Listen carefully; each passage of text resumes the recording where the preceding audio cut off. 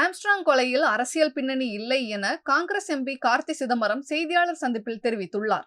திரு ஆம்ஸ்ட்ராங்கோட கொலைக்கும் அரசியல் பின்னணியால் அந்த கொலை நடந்தது என்று நான் சொல்ல மாட்டேன்.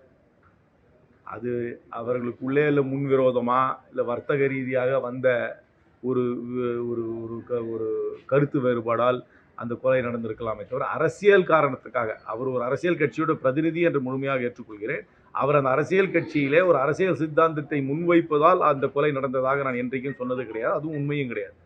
முன்விரோதமாக இருந்திருக்கலாம், இல்லாட்டி ஏதாவது ஒரு வர்த்தக ரீதியான ஏதாவது அவர்களுக்குள்ளே இருந்து கருத்து வேறுபாடு இருந்திருக்கலாம்.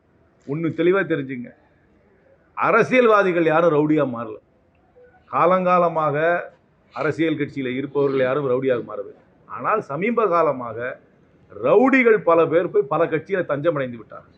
அந்த அடிப்படையில் தான் நீங்கள் பல கட்சியில் இருக்கிறவங்கள கைது செய்யப்படுகிறார்களே. வாடிக்கையாக காலங்காலமாக அரசியல் செய்பவர்கள், கட்சியிலே பதவிக்கு வருபவர்கள், மேடையில் ஏறி பேசுபவர்கள் யாருமே ரவுடியானால் ஆனதில்லை. ஆனால் இப்பொழுது நீங்கள் பார்த்தீர்கள் என்றால் பல கட்சிகளிலே அவர்களுக்கு ஒரு ப்ரொடெக்ஷனுக்காக கொஞ்சம் ரவுடி எலிமெண்ட்ஸ் போய் சேர்றாங்கிறது யதார்த்த உண்மை.